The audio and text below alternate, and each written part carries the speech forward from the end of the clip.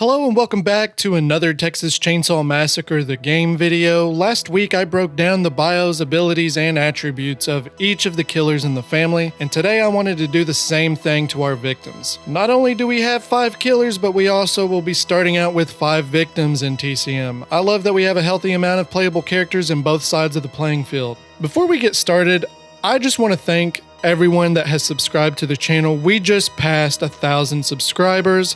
I had a goal to hit 1,000 by the end of the year, and we hit it in a little over 4 months. Thank you guys, that is insane. Thank you all so much. If you haven't already, please consider subscribing to the channel. Let's start by discussing the attributes the characters will have. They have 5 attributes listed, and that is toughness, endurance, strength, proficiency, and stealth. Toughness is not to be confused with strength. True toughness is fortitude, built from character, and in the Texas Chainsaw Massacre, it's not simply a health pool. While toughness does help you sustain more damage before becoming incapacitated, it also shortens your recovery time, giving you a higher all-around survivability. Toughness is pretty self-explanatory. Our victims won't have a fighting chance to survive in TCM. Looking back at F13 the game, we could fight back against Jason and even kill the bub, but in this, instead of focusing on combat, we will be focused more on stealth and running away. We're going to get hit, we're going to be attacked, and it depends on how tough we are depending on the victim if we can recover and sustain each hit and make it out. I like that. Next up we have endurance. Endurance incapacitates more than just the stamina pool. Endurance in the Texas Chainsaw Massacre will help with the overall stamina while also speeding up your stamina regeneration rate, getting you back to full speed faster. That's very self-explanatory and I don't feel like it needs much explaining. We'll go ahead and talk more about this when we break down the victims. But we also have strength.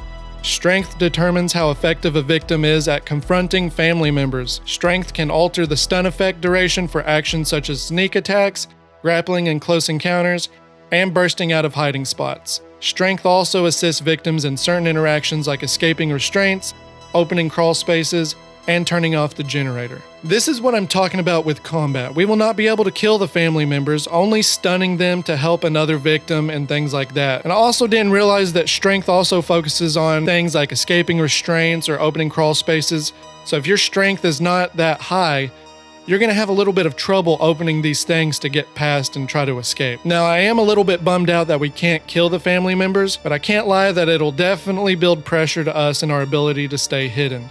No one is going to straight up fight a crazy family member of psychopaths, no matter what we say, so it is realistic. Proficiency is the gauge we measure a victim's ability to accomplish skilled tasks and interactions, such as lock picking. While higher proficiency victims can pick locks more easily, lower proficiency victims can still pick locks. They just might struggle a bit more with the interaction. This will be a lot like the skill checks in F13, I'm pretty sure, and I'm completely okay with that. From what I've seen though, the minigames are going to be more complex than F13 from what I've seen. Last up, we have stealth. Stealth is everywhere in the Texas Chainsaw Massacre, and as such, the stealth attribute is a bit more specific than the general stealth that all victims are capable of. This attribute influences the victim's ability to perform actions silently, generating less noise while accomplishing tasks. This does not, however, affect the general stealth used in the game, such as hiding from family members and staying in the shadows. While all of our victims have their strengths and weaknesses, players have access to the full metagame, which can be extremely powerful in terms of customizing your loadouts to feel unique and play the way you would like to.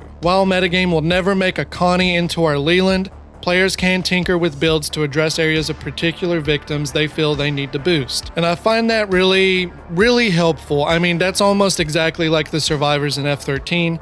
They are set with a certain amount of attributes, but you do get perks to help boost those attributes to make them a little bit easier. So if you have a favorite character, which I will list mine at the end of the video, I can add some perks and make him better to play the way I'd like them to play. Well, let's go ahead and break down the character profiles. Starting off, we have Connie Taylor. Connie comes from a life on the farm where she never shied away from the work that went along with it. While not quite what you'd imagine a tomboy to be, Connie relishes in being the type of person that will surprise you with her skills. High proficiency means she is crafty and ingenuitive. A natural tinkerer, her skills are more surgical than strong arm, and her focused ability can crack a lock instantly. She seems like a well-rounded victim. Connie's main focus will be using her craft proficiency skills and staying stealthy. Her toughness sits at +20, which is slightly below average. so you're best to stay hidden and avoid getting hit. She's not going to be the worst at sustaining attacks, but she's not going to recover as easily as others. Her endurance sits at plus 25, right at the midline. She's not going to recover from running as easily as others, but she's not going to be the worst as well. Playing smart will help you keep your stamina where it needs to be, and if it comes down to you having to run, you won't have to stress yourself out about your stamina taking too long to build back up. Her strength is her weak point though in her attributes, and it sits at plus 15. She's not going to be one to help her teammates get free from the killer or to help get through passageways and hiding spots. Granted, she can help in tight situations, but you're best to let others help if they're with you. Now her proficiency sits at a whopping plus 35. She is a handy one, and she will be one of the MVPs when it comes to focusing on repairs and lockpicking. And her last attribute rests at plus 30, and that's her stealth. Lucky for her, she's going to have better chances of avoiding detection from killers and quietly getting her tasks done. It doesn't mean she's unstoppable, so remember to always pay attention to your surroundings before it's too late. Next up, we have Sonny Williams. Sonny might have a slightly smaller frame, but he more than makes up for that with his intellect. He's not only book smart, he's quick on his feet and quick with his decisions. Perceptive and exceptionally situationally aware, Sonny will need to rely on his intelligence to survive, and his friends would be wise to reap the benefits of his abilities. His heightened sensibility helps him tune into the surroundings to detect noises made by anyone nearby. That sounds interesting, but I'm wondering if that's also going to be able to hurt Sonny as a player, because if he can detect the senses around him, I wonder if that can detect or trick him into thinking someone's nearby and it just be another victim. That's something I'm curious to see. I haven't seen any gameplay on him, like specifically using that sensibility, not in great detail anyways, so we'll have to see once the technical test comes out. Sonny's toughness sits at only plus 10. He's not very good at sustaining blows, but hopefully he will be able to easily escape the family members since his endurance sits at a whopping plus 40. He's quick on his feet, so watch out, Flash. Sonny is in town. Yes, Sonny's toughness may be dog shit, but his strength is not. His strength is at plus 35, so you can help your teammates escape the killer's grasp, but you better run ASAP because if you get caught, your ass is grass, buddy. Sonny's proficiency is plus 25, so he's average at repairs and skill checks. If you needed Sonny to take care of locked doors and such, he can be handy when in a pickle.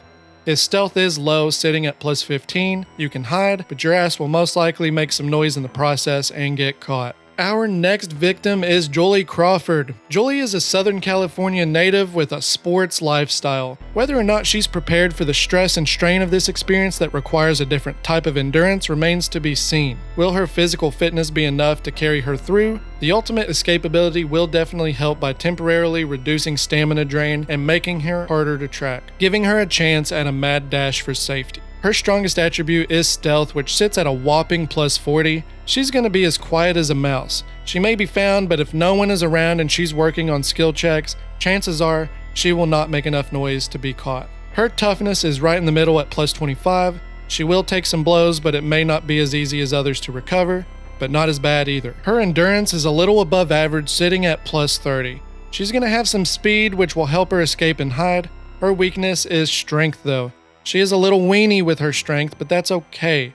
She may not have the strength to help her team get free from a killer, but she may be a decent decoy to distract the killer and disappear. Her proficiency isn't the strongest either, sitting at a plus 20. Jolie will be able to get what she needs done in a pinch, but if she has others by her side, better equipped, she should have them do the repairs. Next up, we have Leland McKinney. While Leland might have wrestled in high school, college life is a long way from high school and his glory days of wrestling. He is the strongest of the group, but strength is no replacement for actual toughness and comes at the cost of stealth. Equipped with the Lifesaver ability, he is still no match one-on-one against the likes of the Slaughter family, and therefore his capabilities benefit from teamwork with his peers. His toughness sits at a plus 15. It's not the worst, but it's not the best either. He's not going to be able to take many blows, but his endurance sits at a plus 30.